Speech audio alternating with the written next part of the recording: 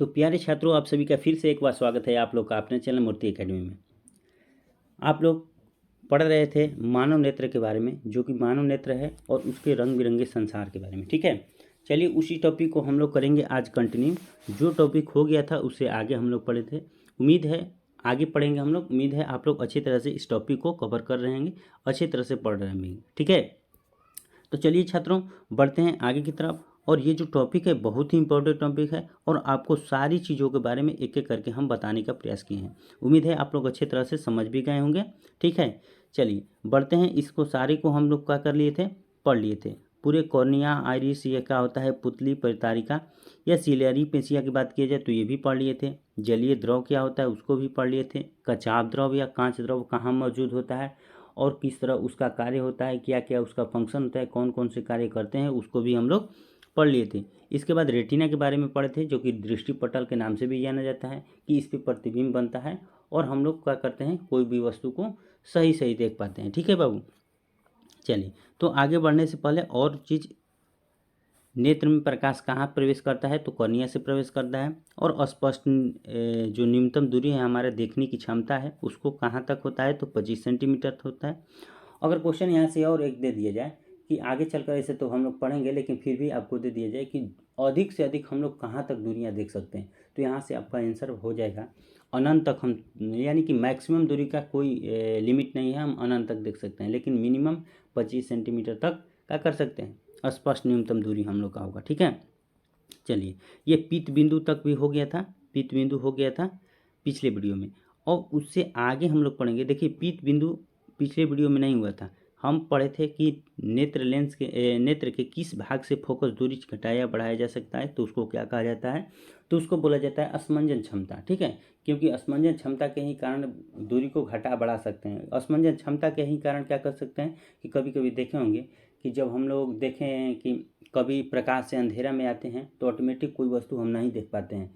ऐसा होता है आपके साथ, ऐसा होता है कि नहीं होता है, तो होता होगा कि प्रकाश से आप आते होंगे तो जैसे ही अंधेरा में जाते हैं तो आपका क्या होता है कि कोई भी वस्तु कुछ समय तक नहीं देख पाते हैं, फिर अंधेरा में आपका आंख एडजस्ट कर जाता है तो फिर क्या होता है, देखने लगते हैं। इसका भी चर्चा हम लोग करेंगे, आगे सारी चीज़ों की चर्चा करेंगे। तो आइए देखते हैं अगले क्लास को कि अगले क्लास हमको पढ़ना कहाँ है। चलिए तो अगले क्लास हमको पढ़ना है, यहाँ से स्टार्ट करना है कि मानव नेत्र किस द्रव के कारण आंसू बनते हैं। ये जलीय द्रव के कारण होता है। ठीक है, और यहाँ तक ये हो गया था। चलिए यहाँ तक ये हो गया था, यहाँ तक हो गया था मंजन क्षमता तक हम लोग पढ़ लिए थे। पीत बिंदु तक पढ़ना था हम लोग को, पीत बिंदु से आगे की क्लास करना है यार। तो आइए पीत बिंदु से आगे की क्लास कर रहे हैं। ठीक है, चलिए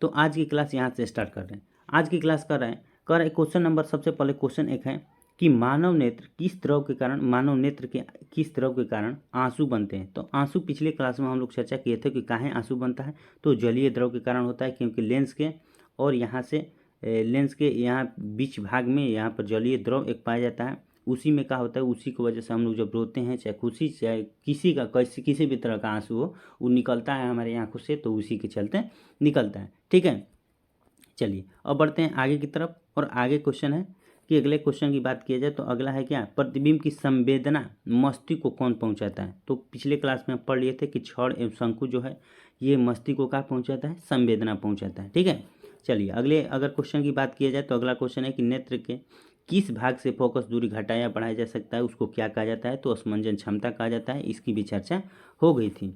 अब हमको पढ़ना है आज से पीत बिंदु के बारे में। किसके बारे में बाबू, पीत बिंदु के बारे में। तो चलिए ये पीत बिंदु होता क्या है, किस तरह से इसका कार्य है, उसको देखते हैं। तो कह रहा है कि रेटिना के मध्य में एक उभरा हुआ भाग होता है जिसमें केवल शंकु होते हैं, पीत बिंदु कहलाता है। जो रेटिना होता है, रेटिना के मध्य में एक होता है क्या, उभरा हुआ संरचना होता है, उभरी हुई संरचना होता है, उसी को हम लोग पीत बिंदु के नाम से जानते हैं। ठीक है, चलिए जब पीत बिंदु आप लोग समझ चुके होंगे तो अब आगे बढ़ते हैं अर्ध बिंदु के बारे में। ये अर्ध बिंदु क्या होता है, तो कह रहा है कि पीत बिंदु के नीचे एक अर्ध बिंदु होता है। जो पीत बिंदु होता है उसी के जस्ट नीचे एक होता है अर्ध बिंदु। इस प्रकार बनने वाले प्रतिबिंब की सूचना मस्तिष्क को नहीं होता है, यानी कि ये जो प्रतिबिंब इस पे बनता है वो मस्तिष्क को सूचना नहीं होता। थोड़ा ध्यान से इसको समझिएगा कि पीत बिंदु के नीचे अन्य बिंदु होता है, इस प्रकार बनने वाले प्रतिबिंब की सूचना मस्तिष्क को नहीं होता है। ठीक है, चलिए अब बढ़ते हैं आगे की तरफ। अब क्वेश्चन अगर आ जाए, आपको क्वेश्चन देखने को मिल जाए कि अधिक प्रकाश वाले क्वेश्चन देखने को मिल जाए कि अधिक प्रकाश वाले कमरे से कम प्रकाश वाले कमरे में जाने पर वहां रखी वस्तुओं को स्पष्ट देखने में कठिनाई होती है। अभी तुरंत जस्ट पहले थोड़ा चर्चा किए हैं कि जब हम प्रकाश से अंधेरे कमरे में आते हैं तो आप लोग देखे होंगे कि कुछ समय तक हमको कोई वस्तु क्या करता है, नहीं दिखाई पड़ता है, कोई वस्तु दिखाई नहीं पड़ता है। तो इसका कारण क्या है? तो इसका कारण यही है कि जब हम वस्तु क्या करते हैं, प्रकाश बाहर से आते हैं, बाहर यानी कि प्रकाश ज़्यादा होता है, और ज़्यादा होने के कारण जैसे ही अंधेरा में आते हैं तो प्रकाश कम हो जाता है, और इसके वजह से हम लोग को क्या है, आइए इसके कारण को देखते हैं। तो इसका कारण क्या है कि जब हम अधिक प्रकाश वाले कमरे में होते हैं तो नेत्र की पुतली सिकुड़कर छोटी हो जाती है। अधिक प्रकाश वाले में क्या होती है बाबू कि नेत्र की जो पुतली है वो सिकुड़कर छोटी हो जाती है, और जैसे ही हम लोग क्या करते हैं, जैसे वास्तविक स्थिति में आने में कुछ समय लगता है। ठीक है, यही कारण है कि अधिक प्रकाश वाले कमरे से कम प्रकाश वाले कमरे में जाने पर वहाँ की रखी वस्तुओं को स्पष्ट हम नहीं देख पाते हैं। अधिक देखने में क्या होती है, कठिनाई होती है। देखे होंगे कि जब भी प्रकाश में हमारा आँख जाता है तो एकदम लगता है कि एकदम आँख ऑटोमेटिक अपने से क्या होने लगा, बंद होने लगा, और जैसे ही बंद होने लगे यानी कि हमारी क्या होती है, सिकुड़ने लगती है, जो सिकुड़ जाती है। और जैसे ही हम लोग क्या करते हैं कि अंधेरा में आते हैं तो सिकुड़न रहता है, और सिकुड़ रहने के कारण अंधेरा में आते हैं तो कुछ समय तक हमको वस्तु नहीं दिखाई देती है, और थोड़े समय तक रह जाते हैं तो फिर आँख एडजस्ट कर जाता है, तो इसके वजह से सब वस्तुएं दिखाई देने लगती है। तो यही कारण है न दिखाई देने का। ठीक है, चलिए अगर अगले क्वेश्चन की बात किया जाए तो ये क्वेश्चन को तो आप भली भांति समझते भी होंगे और क्वेश्चन कर भी लिए हैं कि मानव नेत्र का निकट बिंदु कितना होता है, तो 25 सेंटीमीटर, या डायप्टर की बात किया जाए अगर तो 4 डायप्टर होता है। ठीक है, चलिए अब बढ़ते हैं असमंजन क्षमता के बारे में। ये असमंजन क्षमता क्या होता है, किस तरह से इसका कार्य है, क्या क्या कहलाता है, माने कैसे कैसे हो सकता है इसमें। ठीक है, चलिए तो कह रहे हैं कि असमंजन क्षमता क्या है। क्वेश्चन, आंखों की ऐसी क्षमता जिससे नेत्र लेंस की फोकस दूरी अपने आप बदलती रहती है, असमंजन क्षमता कहलाता है। अपने आप बदलती रहती है, इसका मतलब क्या हुआ कि अपने आप कैसे बदलेगी, तो वही कारण है कि जब मान लेते हैं कि हम अंधेरा कमरा में बैठे हैं, ऑटोमेटिक प्रकाश में चले जाएंगे। ऑटोमेटिक क्या होगा, तो प्रकाश में चले जाएंगे। तो प्रकाश में जैसे ही जाए तो प्रकाश में एकदम हमारा क्या होगा, एकदम जो हमारा असमंजन क्षमता है ऑटोमेटिक चेंज हो जाएगा। चाहे हम प्रकाश में हैं और अंधेरा में आएंगे तो असमंजन क्षमता यानी कि सभी परिस्थितियों में आँख अपने को एडजस्ट कर लेता है, उसी को असमंजन क्षमता हम लोग कहते हैं। यानी कि कठिनाई न हो देखने में, उसी को असमंजन क्षमता कहते हैं। मोटे मोटे शब्दों में कहा जाए तो यही होता है। अब कह रहा है कि मानव नेत्र की दूर बिंदु कितना होता है, तो दूर बिंदु के तो कोई लिमिट नहीं है, उसका तो कोई लिमिट नहीं है कि कितना हो सकता है। तो उसका दूर बिंदु बाबू होता है अनंत। ठीक है, उसका कोई लिमिट नहीं है, कोई अंत नहीं है, यह अनंत होता है। ठीक है, तो इसका आंसर क्या हो जाएगा, तो अनंत हो जाएगा। ठीक है, चलिए अब आइए पढ़ते हैं मोतियाबिंद के बारे में। ये मोतियाबिंद क्या होता है, ये मोतियाबिंद होता क्या है, और आप लोग अक्सर अपने घरों में सुने होंगे, कि ये मोतियाबिंद हो जाता है। ठीक है, मोतियाबिंद हो जाता है। तो चलिए आइए देखते हैं मोतियाबिंद के बारे में। ये मोतियाबिंद क्या होता है, तो कह रहा है कि अधिक उम्र के लोग, देखिए यहाँ पर दे दिया भी है कि अधिक उम्र के लोग, यानी कि हम साफ साफ कह सकते हैं कि कम उम्र के व्यक्ति को मोतियाबिंद जहाँ तक संभावना है कि नहीं होता है। ठीक है, यानी कि ये जब भी होता है किसके होता है बाबू, तो अधिक उम्र के लोग को ले। तो अधिक उम्र के लोगों के नेत्र के ऊपरी परत पर दूधिया या धुंधला परत आ जाता है, जिसे मोतियाबिंद कहते हैं।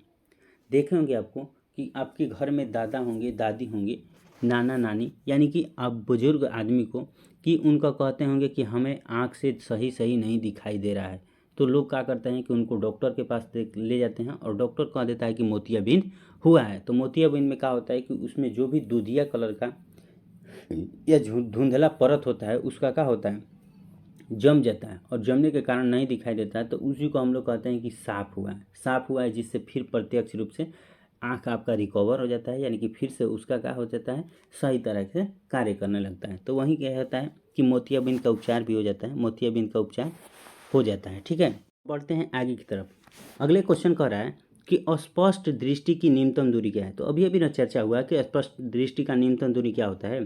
तो अस्पष्ट दृष्टि का न्यूनतम दूरी क्या होता है बाबू, तो 25 सेंटीमीटर तक होता है। और इसका अगर लिखना होगा हमको तो इस तरह से हम लोग लिखेंगे। किस तरह से लिखेंगे कि कहेगा, लिखेंगे हम लोग कि वह न्यूनतम दूरी जहाँ रखी वस्तुओं को सामान्य नेत्र द्वारा आसानी से देखा जा सकता है, उसी दूरी को ही स्पष्ट न्यूनतम दूरी कहा जाता है। जैसे कि अगर बात किया जाए कि मान लेते हैं कि आप यहाँ बैठे हैं, आप कहाँ हैं बाबू, यहाँ बैठे हैं, आप यहाँ पर बैठे हैं और कोई वस्तु यहाँ रखा हुआ है, कोई वस्तु यहाँ रखा हुआ है।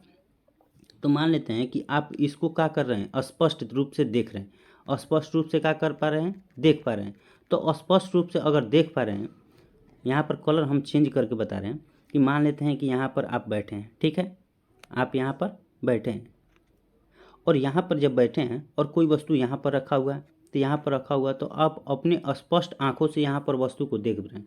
तो यहाँ पर जहाँ तक आपका आंखें स्पष्ट रूप से देख रहा है उसी को हम क्या कहते हैं, स्पष्ट न्यूनतम दूरी कहते हैं। अगर मान लेते हैं कि वस्तु यहाँ रखा जाए और आप इस वस्तु को धुंधला प्रकार से देखें, यानी कि धुंधले तरीके से देखें, स्पष्ट रूप से नहीं देख पाएँ, देखने में कठिनाई हो, तो उसे स्पष्ट न्यूनतम दूरी नहीं कहेंगे। यानी कि जहाँ से हम फ्रेश देख पाते हैं उसी को स्पष्ट न्यूनतम दूरी कहेंगे। तो उम्मीद है बाबू आप लोग इस चीज़ों को अच्छी तरह से समझ लिए होंगे, ठीक है।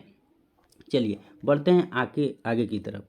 अब बात आती है कि निकट बिंदु क्या है। निकट बिंदु क्या है, निकट बिंदु कह रहा है कि आँख के सबसे निकट का वह बिंदु जहाँ पर रखी वस्तु स्पष्ट दिखाई देती है उसे निकट बिंदु कहते हैं। जैसे में अभी अभी पढ़ा है कि निकट बिंदु का है, जैसे में कोई वस्तु कहाँ तक हम देख पा रहे हैं उसी को हम निकट बिंदु कहेंगे। जैसे में स्पष्ट न्यूनतम दूरी क्या है, 25 सेंटीमीटर, तो हम निकट बिंदु इसको कह सकते हैं कि स्पष्ट रूप से हम इसको कह पा रहे हैं, देख पा रहे हैं, ठीक है। उम्मीद है आप लोग इस चीज़ों को सारी बढ़िया से समझ लिए होंगे। अब बढ़ते हैं कि निकट बिंदु की जब बात हुई तो अब आगे बढ़ते हैं दूर बिंदु के बारे में। इसके बारे में भी अच्छे तरह से समझिए।